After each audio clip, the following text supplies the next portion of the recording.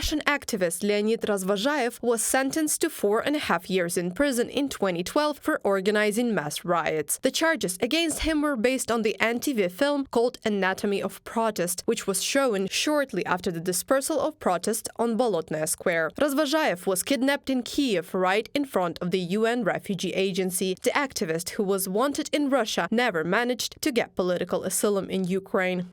Razvozhayev was kidnapped in Kyiv and taken to Russia, where he confessed after being pressured. The kidnapping of Leonid Razvozhayev in the center of Kyiv, right next to the government quarter, was an example of cooperation between law enforcers from Russia and Ukraine during the time of Viktor Yanukovych, from the publication in Current Time. And while 11 years ago this case could have been called unique, after the start of Russia's full-scale invasion of Ukraine, it seems that this practice of kidnapping people abroad is becoming routine for the Russian security services. In Kyrgyzstan, on the night of 17th of October 2023, left bloc activist Lev Skoryakin was kidnapped and taken to Russia. Now he is in Moscow pre-trial detention center. The case against Skoryakin was initiated because of the action near the Federal Security Service office in the northern district of Moscow. He, together with another activist, lit fireworks and held a banner saying "Happy Soviet Service" and held a banner saying "Happy Soviet Secret Police Day."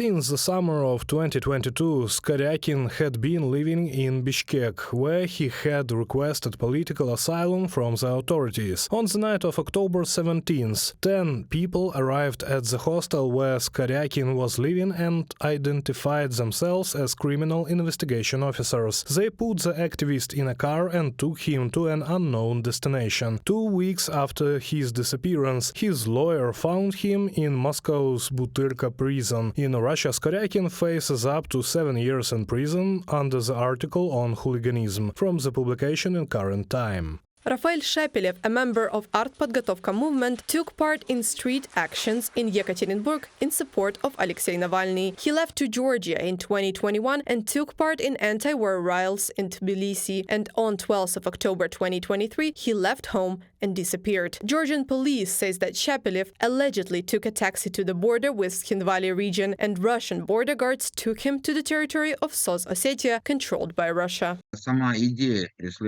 The very idea of prosecuting people who have committed crimes from the point of view of the Russian state abroad is quite obvious. The other thing is that these people did not actually commit any crime. But the logic is the same. This is done to prevent others from doing the same, so that people who are not in the safest countries do not have a sense of security. If earlier it was better for the Kremlin that all dissenters leave, now the main task of the security forces is to silence those who left and those who are still in the country, human rights activists believe. Many do not have visas, many do not have passports and have nowhere to go but to countries that are not too safe. And if they do not feel safe in the sense that they can leave and be out of reach of Russian authorities, this is also a limiting factor inside Russia.